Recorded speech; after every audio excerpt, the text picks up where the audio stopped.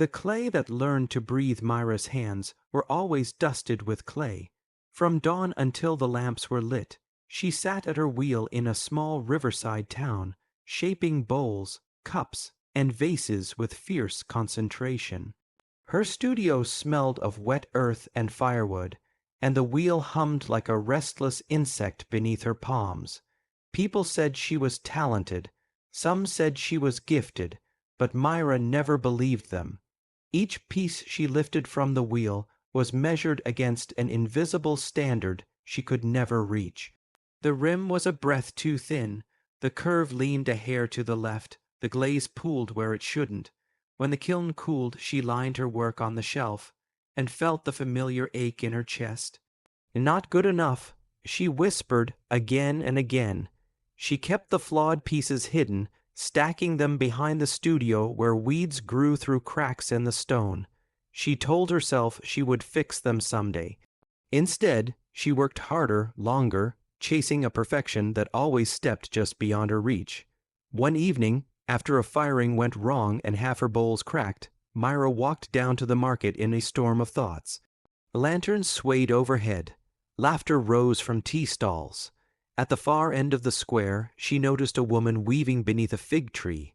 The woman's loom was simple, her hands steady. Threads of deep blue and soft gold moved between her fingers.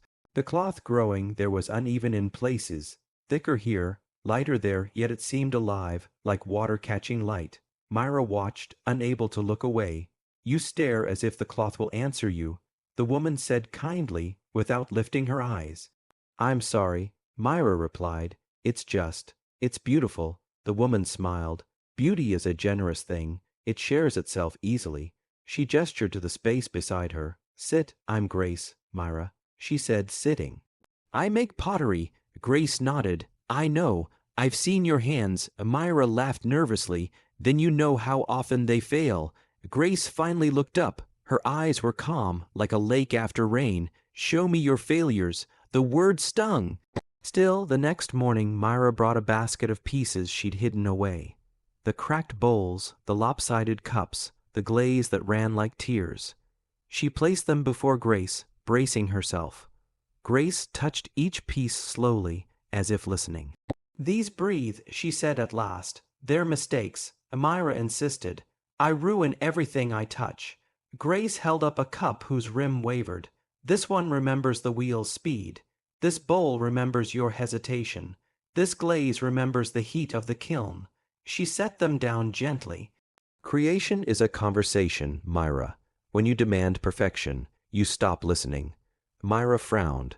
"But if I don't aim for perfect, I'll never be good." Grace chuckled softly. "The river aims to reach the sea, not to be a straight line." Over the following weeks, Myra returned to the fig tree. She watched Grace weave. How she welcomed knots, how she adjusted when a thread snapped, how she smiled at the cloth becoming itself. Grace never rushed. She never scolded the loom. One afternoon, Grace invited Myra to weave a line. Myra's hands trembled. She pulled too tight. The cloth puckered. "I've ruined it." Myra said. Grace loosened the thread. "No." She said, "You've taught it something. Now it knows how to relax."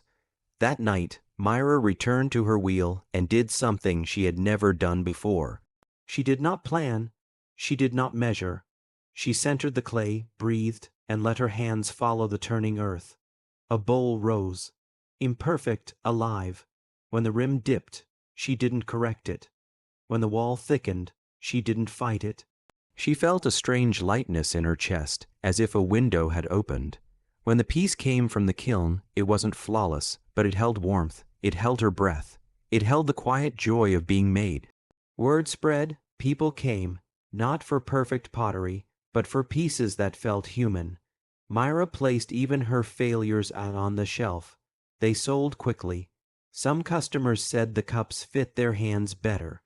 Others said the bowls made food taste kinder. One evening, Myra brought Grace a gift, a small vessel with a gentle curve, glazed in blue and gold.